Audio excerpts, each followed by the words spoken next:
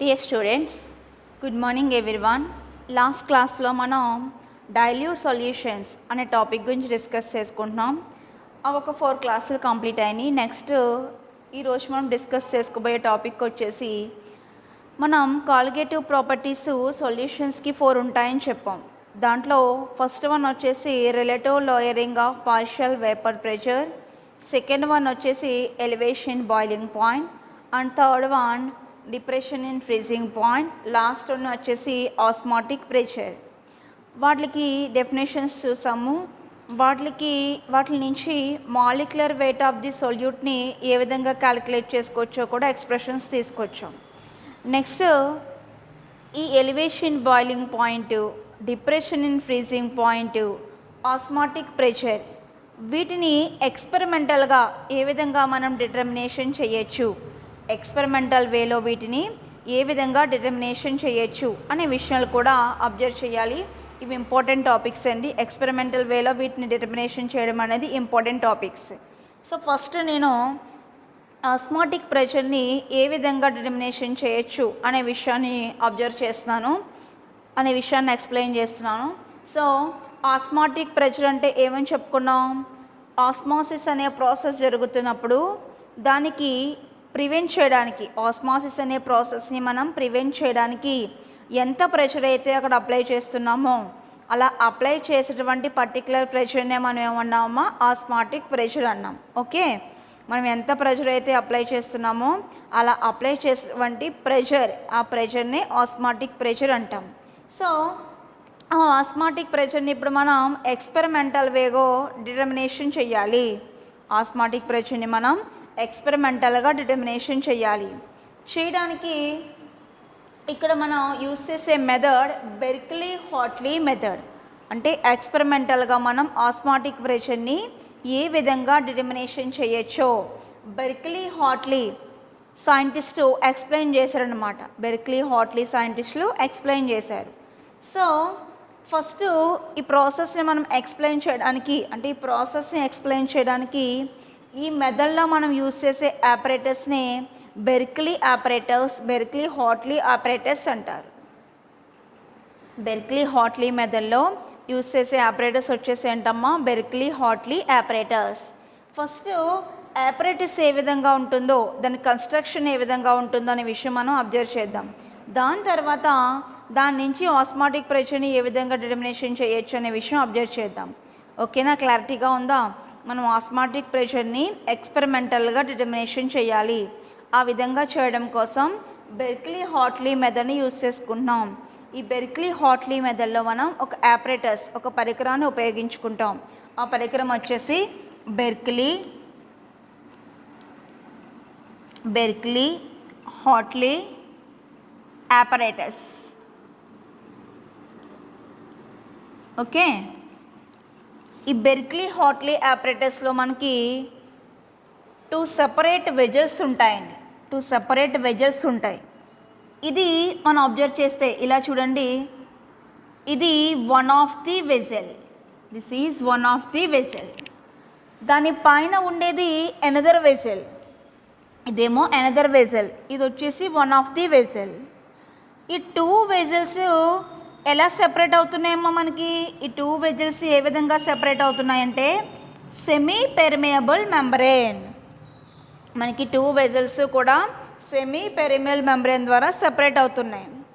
So first వెజల్లో మనం తీసుకున్నటువంటి first వెజల్లో pure సాల్వెంట్ని తీసుకోండి. ఫస్ట్ వెజల్లో మనం ఏం తీసుకుంటున్నాం నాన్న? ప్యూర్ సాల్వెంట్ని తీసుకుంటున్నాం. సెకండ్ వెజల్లో సొల్యూషన్ తీసుకోండి. అంటే సాల్వెంట్కి ఏం యాడ్ చేస్తాం? సొల్యూట్ని యాడ్ చేస్తాం. ఇక్కడ నేను బెర్క్లీ హాట్లీ ఆపరేటర్స్లో 2 డిఫరెంట్ టైప్స్ ఆఫ్ వెజల్స్ తీసుకున్నాను. వన్ ఆఫ్ ది వెజల్లో ఉన్నదేమో, ఈ బిగ్ వెజల్లో ఉన్నదేమో ప్యూర్ సాల్వెంట్, ఈ అవుటర్ వెజల్లో, ఇన్నర్ వెజల్లో ఉన్నదేమో ప్యూర్ సాల్వెంట్. ఓకే, అవుటర్ వెజల్లో ఉన్నదేమో, ఈ అవుటర్ వెజల్లో మనకు ఉన్నదేమో సొల్యూషన్. సో సొల్యూషన్ తీసుకున్నాను, సాల్వెంట్ కూడా తీసుకున్నాను. ఈ రెండింటిని దేని ద్వారా సెపరేట్ చేస్తున్నాను? ఈ రెండు ఎలా సెపరేట్ అవుతున్నాయి మనకి? త్రూ సెమీ పెర్మియబుల్ మెంబ్రేన్, ఒక పొర ద్వారా ఇవి మనకి సెపరేట్ అవ్వడం అనేది జరుగుతుంది అనమాట. సో ఇది సెమీ పెర్మియబుల్ మెంబ్రేన్.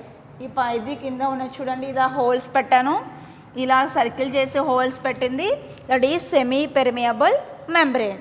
ఈ సెమీ పెర్మియబుల్ మెంబ్రేను దేంతో తయారు చేయబడిందో చూడండి, దేంతో ప్రిపేర్ చేసిందో చూడండి, copper ferrocyanide. Semi permeable membrane దేంతో ప్రిపేర్ చేసిందమ్మా? Copper ferrocyanide. So semi permeable membrane తీసుకుని దీనికి ఇప్పుడు ఒక క్యాపిలరీ ట్యూబ్ను ఒక దాన్ని ఫిట్ చేశాను. దిస్ ఈజ్ క్యాపిలరీ ట్యూబ్ చాలా నేరోగా, చాలా సన్నగా ఉంటుందన్నమాట capillary tube.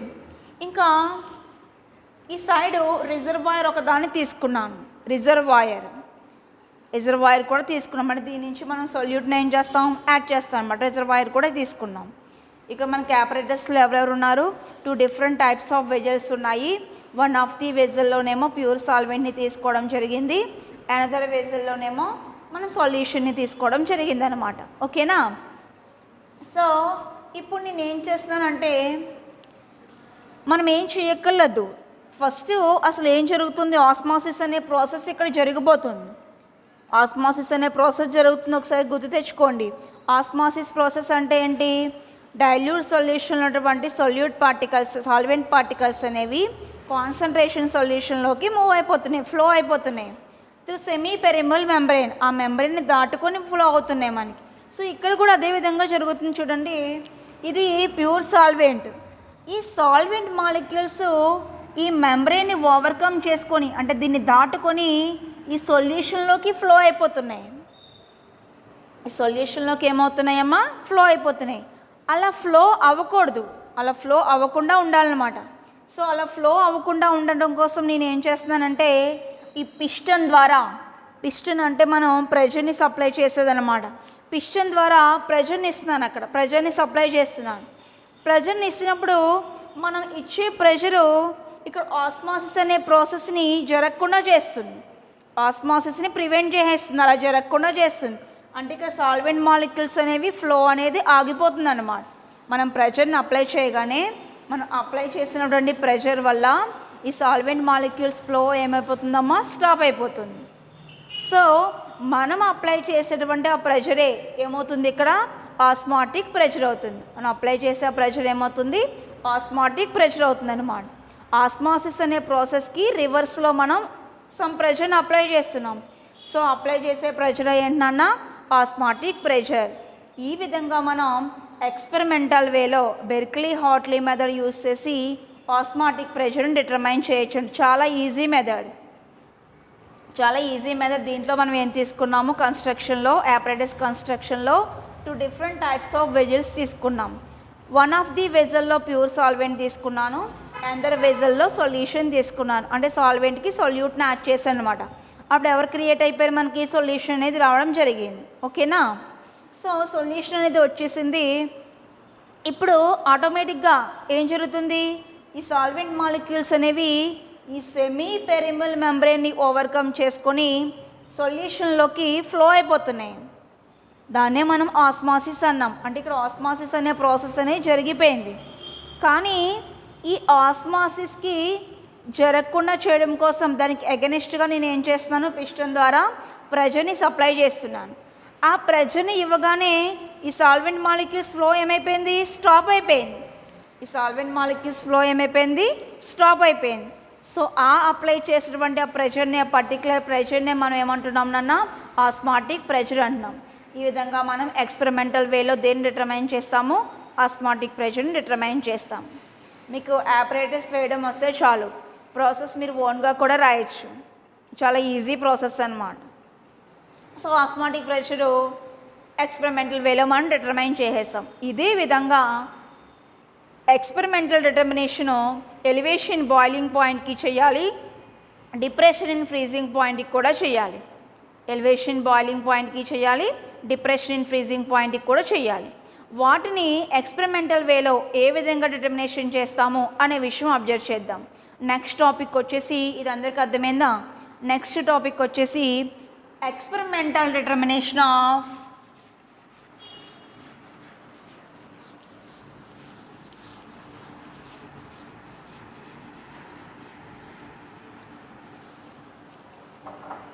experimental determination of elevation in boiling point. Elevation in boiling point.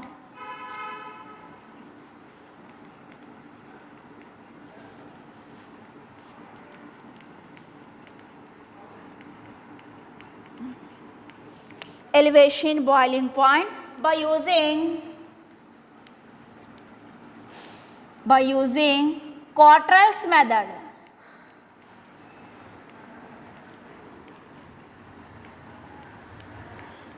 Berkeley Hartley మెథడ్ని యూజ్ చేసేమో మనం ఆస్మాటిక్ ప్రెషర్ని ఎక్స్పెరిమెంటల్గా డిటర్మినేషన్ చేసాం.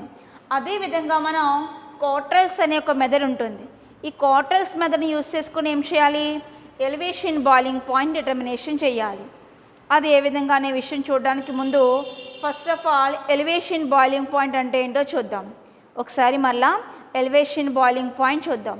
ఏం చెప్పాను, ప్యూర్ సాల్వెంట్ ఏదైనా ఒక దాన్ని తీసుకున్నప్పుడు అది ఏ టెంపరేచర్ దగ్గర, ఏ పర్టికులర్ టెంపరేచర్ దగ్గర దాని వేపర్ ప్రెషర్ అనేది అట్మాస్ఫిరిక్ ప్రెషర్కి ఈక్వల్ అవుతుందో ఆ పర్టికులర్ టెంపరేచర్నే మనం ఏమంటున్నాం, boiling point of pure solvent అన్నాం. Boiling point of pure solvent అన్నాం.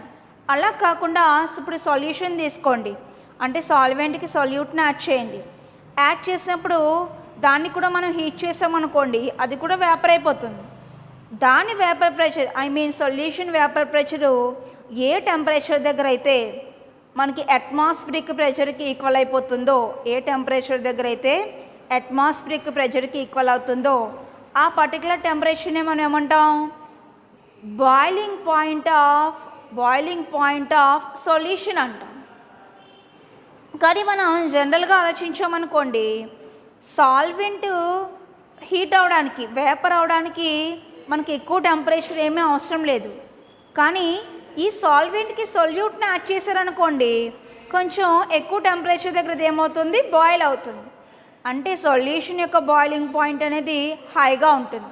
దేంతో కంపేర్ చేస్తే, ప్యూర్ సాల్వెంట్ బాయిలింగ్ పాయింట్తో కంపేర్ చేస్తే ఆ డిఫరెన్స్నే మనం, ఆ బాయిలింగ్ పాయింట్స్లో వచ్చినటువంటి డిఫరెన్సెస్నే మనం ఏమన్నామా, ఎలివేషన్ ఇన్ బాయిలింగ్ పాయింట్ అన్నాం. ఆ డిఫరెన్సెస్ని మనం ఏమన్నాం నాన్న, ఎలివేషన్ బాయిలింగ్ పాయింట్ అన్నాం. దాన్ని ఎలివేషన్ బాయిలింగ్ పాయింట్ని మనం డెల్టా టీబీతో ఇండికేట్ చేసాం. ఎలివేషన్ బాయిలింగ్ పాయింట్ని ఏమన్నాం, డెల్టా టీబీ అన్నాం. డెల్టా టీబీ మనకి ఇప్పుడు ఏమవుతుంది, solution boiling point TSB, boiling point of solution minus boiling point of pure solvent. It is the difference between boiling point of solution and boiling point and boiling temperature of pure solvent. ఇది elevation boiling point అంటే meaning అది. ఇప్పుడు మనం ఈ elevation boiling పాయింట్ని experiment వేలో explain చేయాలన్నమాట. ఇందాక మనం బెర్క్లీ హాట్లీ మెథడ్ యూజ్ చేసి ఆస్మాటిక్ ప్రెషర్ని ఏ విధంగా అయితే ఎక్స్పెరిమెంటల్ వేలో డిటర్మినేషన్ చేశామో, సేమ్ అదే విధంగా కాట్రాల్స్ అనే ఒక సైంటిస్ట్ ఏం చేశారంటే ఎలివేషన్ బాయిలింగ్ పాయింట్ని ఎక్స్పెరిమెంటల్ వేలో ఎక్స్ప్లెయిన్ చేయడం అనేది జరిగిందనమాట. దాని ఆపరేటర్స్ ఏ విధంగా ఉంటుంది, దాని వర్కింగ్ ఏ విధంగా ఉంటుంది అనే విషయం మనం ఇప్పుడు అబ్జర్వ్ చేద్దాం. ఓకే,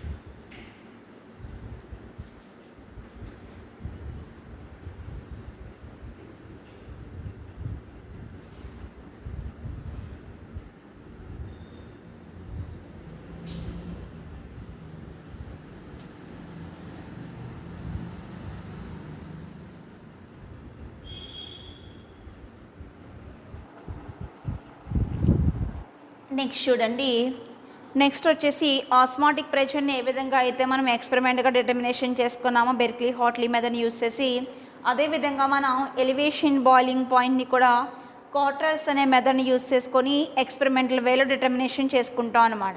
సో ఈ క్వార్టర్స్ మెథడ్లో మనం యూజ్ చేసే ఆపరేటర్స్ వచ్చేసి క్వార్టరల్స్ ఆపరేటర్స్. ఏ మెథడ్ అయితే ఆ ఆపరేటర్స్ యూజ్ చేసుకుంటాం.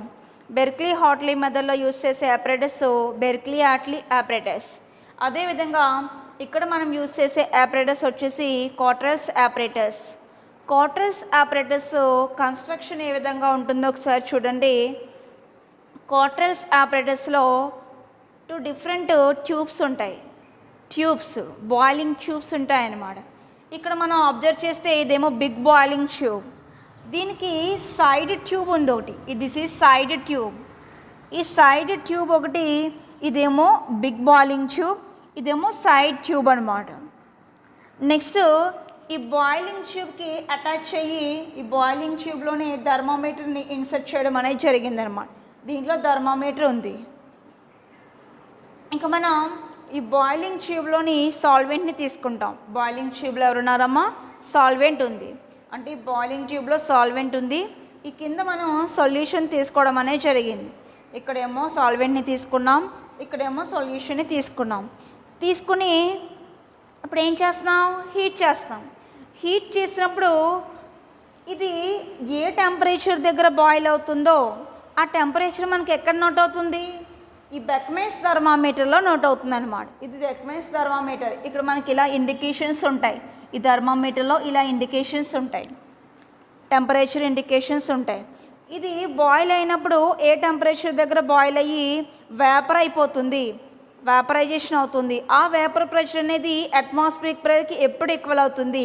ఆ టెంపరేచర్ మనకి ఎక్కడ నోట్ అవుతుందమ్మా? బెక్మెన్స్ థర్మామీటర్లో నోట్ అయిపోతుంది. దాన్నే మనం ఏమన్నాం? బాయిలింగ్ పాయింట్ అంటాం. సో ఇక్కడ ఈ బాయిలింగ్ ట్యూబ్లో ఉన్నటువంటి సాల్వెంట్, ఇదిగో సాల్వెంట్. ఈ సాల్వెంట్ ఏమవుతుందంటే హీట్ అవుతుంది. సాల్వెంట్ ఫస్ట్ ఏమవుతుంది? హీట్ అవుతుంది. హీట్ అయ్యి వేపర్ అయిపోతుంది. సాల్వెంట్ ఫస్ట్ వేపర్ అయిపోతుంది. దీని వేపర్ ప్రెషర్ అనేది ఏ పర్టికులర్ టెంపరేచర్ దగ్గర అట్మాస్ఫిరిక్ ప్రెషర్కి ఈక్వల్ అయిపోతుందో ఆ టెంపరేచర్ని మనం ఏమన్నాం? బాయిలింగ్ పాయింట్ అన్నాం. దాని బాయిలింగ్ పాయింట్ ఈ బెక్మెన్స్ థర్మామీటర్లో మనకి నోట్ అవుతుంది.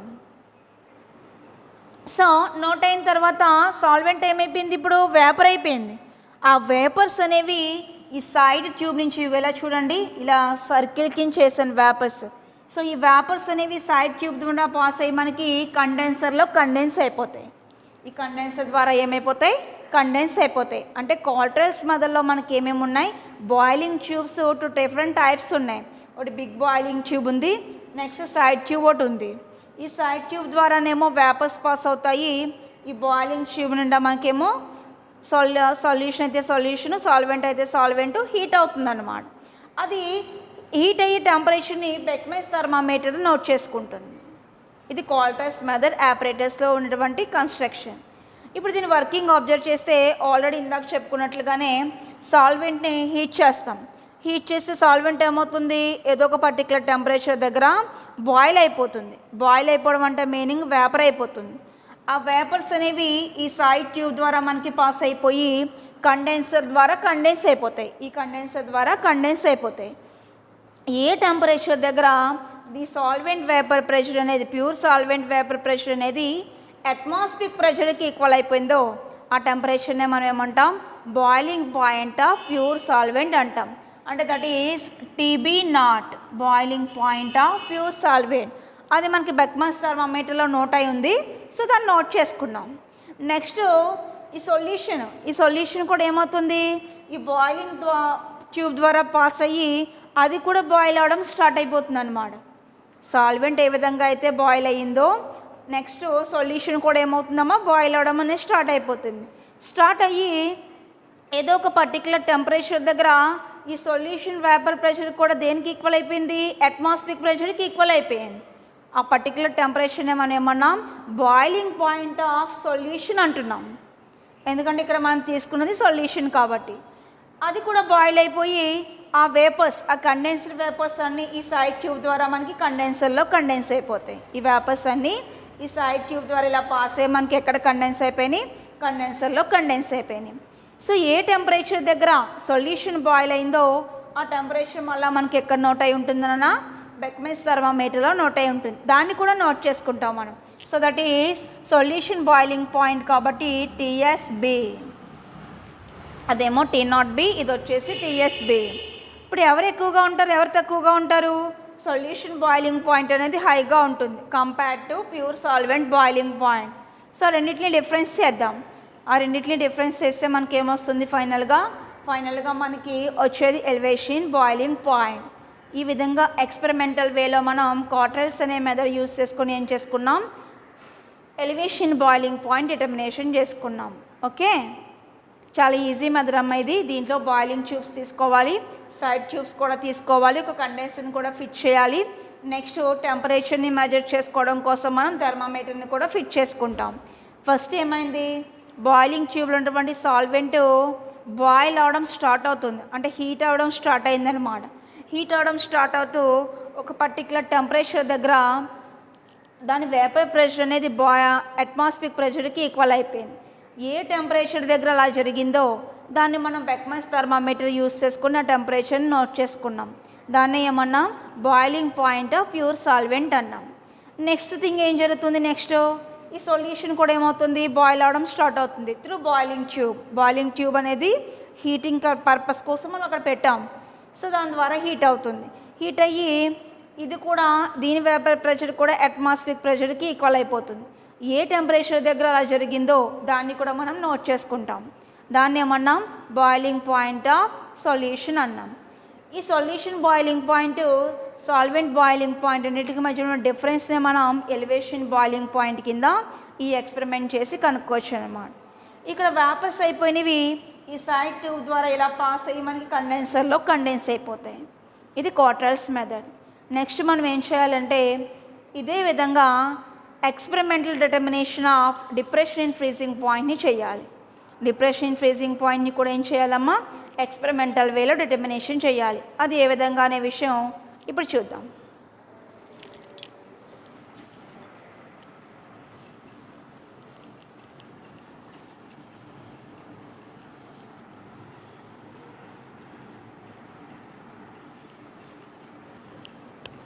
నెక్స్ట్ థింగ్ వచ్చేసి experiment determination of depression in freezing point.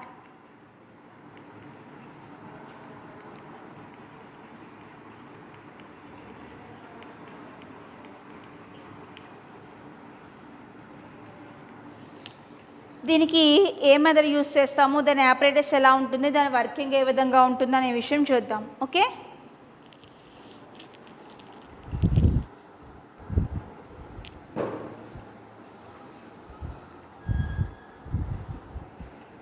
Next చూడండి. నెక్స్ట్ వచ్చేసి experiment determination of depression in freezing point. Freezing పాయింట్ని మనం డిటర్మైన్ చేసే మెథడ్. దీన్ని డిటర్మైన్ చేసే మెథడ్ వచ్చేసి ఎక్స్పెరిమెంటల్ వేలో డిటర్మైన్ చేసే మెథడ్ వచ్చేసి Beckmann's method. This is Beckmann's method. Beckmann's method use చేసి మనం ఏం చేస్తామమ్మా? ఎక్స్పెరిమెంట్గా ఈ డిప్రెషన్ ఫ్రీజింగ్ పాయింట్ని డిటర్మినేషన్ చేస్తాం. సో దీనికోసం యూస్ చేసే ఆపరేటర్స్ని బెక్మెన్స్ ఆపరేటర్స్ అంటాము. బెక్మెన్స్ ఆపరేటర్స్ ఏ విధంగా కన్స్ట్రక్షన్ ఏ విధంగా ఉందో చూడండి. దీంట్లో 2 టైప్స్ ఆఫ్ గ్లాస్ ట్యూబ్స్ అనేవి ఉన్నాయి. ఇది అబ్జర్వ్ చేస్తే this is outer glass tube. Outer glass tube ఇలా సర్కిల్స్తో ఉన్నదంతా కూడా అవుటర్ గ్లాస్ ట్యూబ్. ఈ లోపల ఉన్నది ఇన్నర్ గ్లాస్ ట్యూబ్. ఇది సైడ్ ట్యూబ్కి కనెక్ట్ చేసి ఉన్నది కదా, ఇది వచ్చేసి ఇన్నర్ గ్లాస్ ట్యూబ్. ఇది వచ్చేసి outer glass tube. Outer glass ట్యూబ్లో ఒక స్టిర్రర్ తీసుకున్నాం. స్టిర్రర్ అంటే స్టిర్ చేసేది. అవుటర్ గ్లాస్ ట్యూబ్లో ఒక స్టిర్రర్ తీసుకున్నాం. ఇన్నర్ గ్లాస్ ట్యూబ్లో కూడా ఒక స్టిర్రర్ తీసుకున్నాం. ఇన్నర్ గ్లాస్ ట్యూబ్లో బెక్మెన్స్ థర్మామీటర్ని కూడా డిప్ చేసాం. బెక్మెన్స్ థర్మామీటర్ని కూడా దాంట్లో పెట్టాం. ఇంకా నెక్స్ట్ ఈ ఇన్నర్ గ్లాస్ ట్యూబ్లోనే మనం సాల్వెంట్ని, సొల్యూషన్ని రెండింటినీ తీసుకుంటాం. సాల్వెంట్ దాంట్లోనే ఉంటుంది, దానికి సొల్యూట్ని తర్వాత కలుపుతాం అనమాట. అప్పుడు అది ఏమవుతుంది? సొల్యూషన్ అయిపోతుంది. సో ఫస్ట్ దీంట్లో మనం సాల్వెంట్ని తీసుకున్నాం, ప్యూర్ సాల్వెంట్ని తీసుకున్నాం. దాని తర్వాత దానికి ఈ సైడ్ ట్యూబ్ ద్వారా సొల్యూట్ని యాడ్ చేసినప్పుడు సొల్యూట్ని యాడ్ చేసినప్పుడు సాల్వెంట్ అయిపోతుంది. కానీ ఫస్ట్ మనం ఇన్నర్ గ్లాస్ ట్యూబ్లో ఏం తీసుకున్నాం, సాల్వెంట్ని మాత్రమే తీసుకున్నాం. ఓకేనా. ఇంకా నెక్స్ట్ ఈ అవుటర్ గ్లాస్ ట్యూబ్లో ఫ్రీజింగ్ మిక్సర్ని తీసుకోవాలి. ఏంటండి ఫ్రీజింగ్ మిక్సర్ ఏంటండి అని. ఫ్రీజింగ్ మిక్సర్ అంటే అది ఫ్రీజ్ చేయడానికి యూజ్ అవుతుంది అన్నమాట.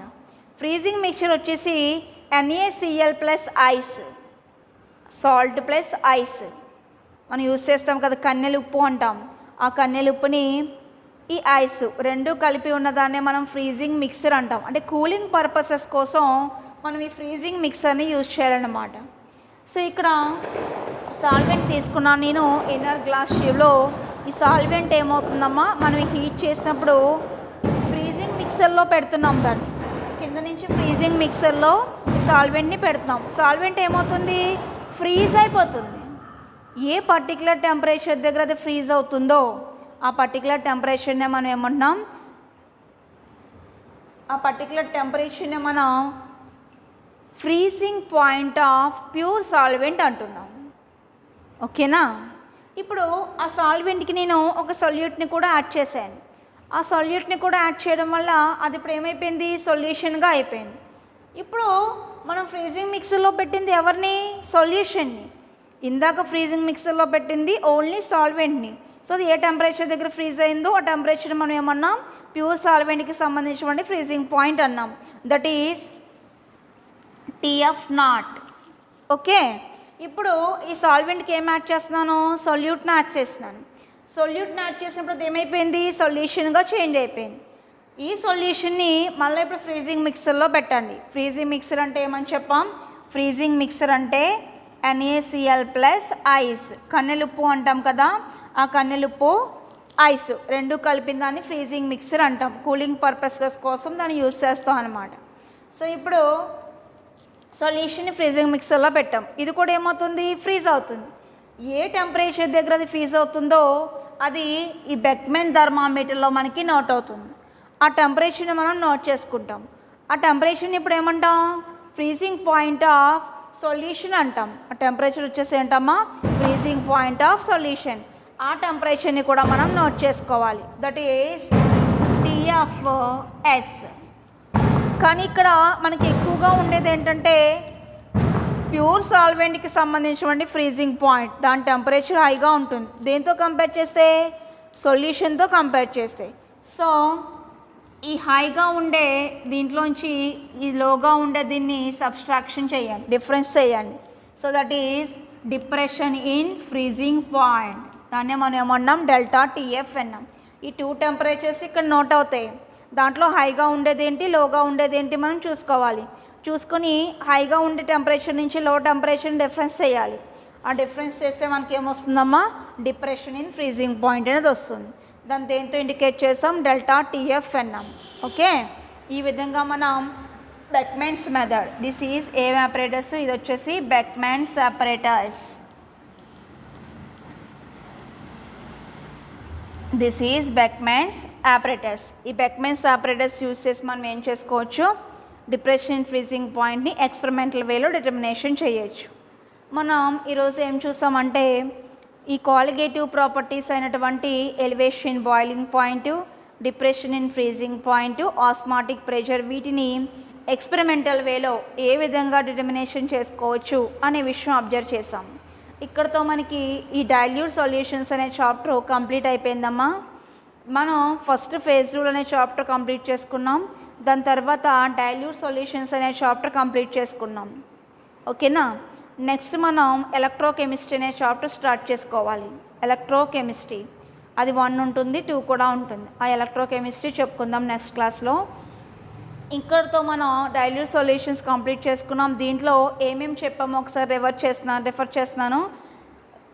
మీరు ఏం చదవాలో కూడా చెప్తాను. దాంట్లో చూడండి, మనం సొల్యూషన్ అంటే ఏంటో ఫస్ట్ చూసాం, అది ఇంట్రడక్షన్ పార్ట్, అదేమీ మీకు అవసరం లేదు. నెక్స్ట్ సొల్యూషన్ యొక్క కాన్సన్ట్రేషన్ని ఏ టర్మ్స్ ఎక్స్ప్రెస్ చేస్తామనే విషయం కూడా చెప్పుకున్నాం. అవి మీకు లోయర్ క్లాసెస్లో వస్తాయి. మొలాలిటీ, నార్మాలిటీ, మోల్ ఫ్రాక్షన్, ఇవన్నీ లోయర్ క్లాసెస్లో వచ్చేవి. అవి కూడా మీకు అవసరం లేదు. మీరు కంపల్సరీ చదవలసినవి కాలిగేటివ్ ప్రాపర్టీస్ దగ్గర నుంచి చదవాలి.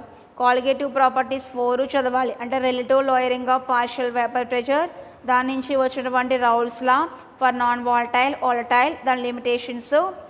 Next relative lowering of partial vapour ప్రెషర్కి మాలిక్యులర్ వెయిట్ ఆఫ్ ది సొల్యూట్కి బిట్వీన్ ఉన్నటువంటి రిలేషన్షిప్.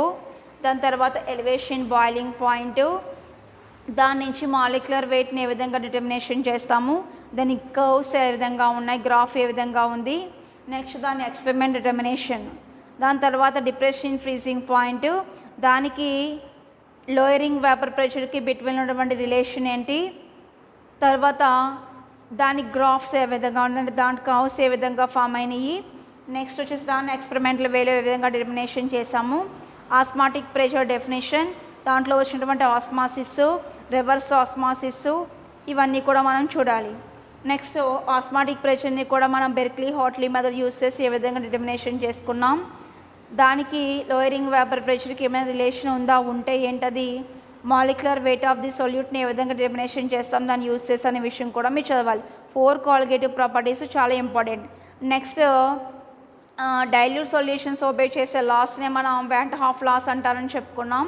ఆ వ్యాంట్ హాఫ్ లాస్, వ్యాంట్ హాఫ్ ఫ్యాక్టర్, ఇవి కూడా చాలా ఇంపార్టెంట్. ఇక్కడతో మనకి టోటల్గా డైల్యూట్ సొల్యూషన్స్ అనే టాపిక్ కంప్లీట్ అయిపోయిందమ్మా. ఇంకా నెక్స్ట్ క్లాసు నెక్స్ట్ వీడియోలో చూద్దాం. ఓకే.